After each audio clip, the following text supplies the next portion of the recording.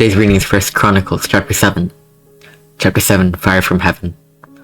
Soon as Solomon finished his prayer, fire came down from heaven and consumed the burnt offering and the sacrifices, and the glory of the Lord filled the temple. And the priests could not enter the house of the Lord, because the glory of the Lord filled the Lord's house. When all the people of Israel saw the fire come down and the glory of the Lord in the temple, they bowed down with their faces to the ground on the pavement and worshipped and gave thanks to the Lord, saying, "For he is good, for his steadfast love endures forever." The dedication of the temple. Then the king and all the people offered sacrifice before the Lord. King Solomon offered as sacrifice 22,000 oxen and 120,000 sheep. So the king and all the people dedicated the house of God. The priests stood at their posts, the Levites also, with the instruments for music to the Lord that King David had made for giving thanks to the Lord. For his steadfast love endures forever. Whenever David offered praises by their ministry, opposite them the priests surrounded trumpets, and all Israel stood. And Solomon consecrated the middle of the court that was before the house of the Lord. For there he offered the burnt offering and the fat of the peace offerings, because the bronze altar Solomon had made cannot hold the burnt offering and the grain offering and the fat. At that time Solomon held the feast for 7 days, and all Israel with him, a very great assembly. For Lebanon was to the brook of Egypt, and on the 8th day they held a solemn assembly.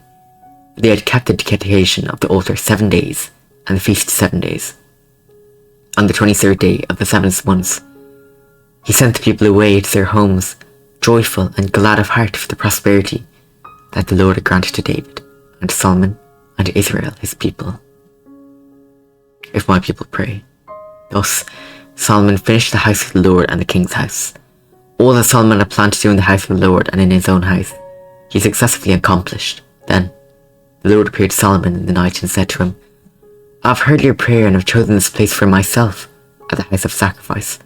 When I shut up the heavens so that there is no rain, or command the locusts to devour the land, or send pestilence among my people. If my people who are called by my name humble themselves and pray and seek my face and turn from their wicked ways, then I will hear from heaven and will forgive their sin and heal their land. Now my eyes will be open and my ears attentive to the prayer that is made in this place. For now I have chosen and consecrated this house that my name may be there forever. My eyes and my heart will be there for all time. And as for you, if you walk before me as David your father walked, doing according to all that I have commanded you, and keeping my statutes and my rules, then I will establish your royal throne, as I covenanted with David your father, saying, you shall not lack a man to rule Israel. But if you turn aside and forsake my statutes and my commandments that I have set before you, and go and serve other gods and worship them, then I will pluck you up from my land that I have given you. And this house that I have consecrated for my name, I will cast out of my sight, and I will make it a proverb and a byword among all peoples. And at this house which was exalted, everyone passing by will be astonished and say, why has the Lord done thus to this land and to this house?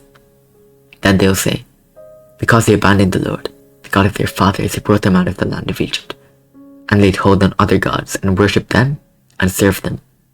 Therefore he has brought all this disaster on them.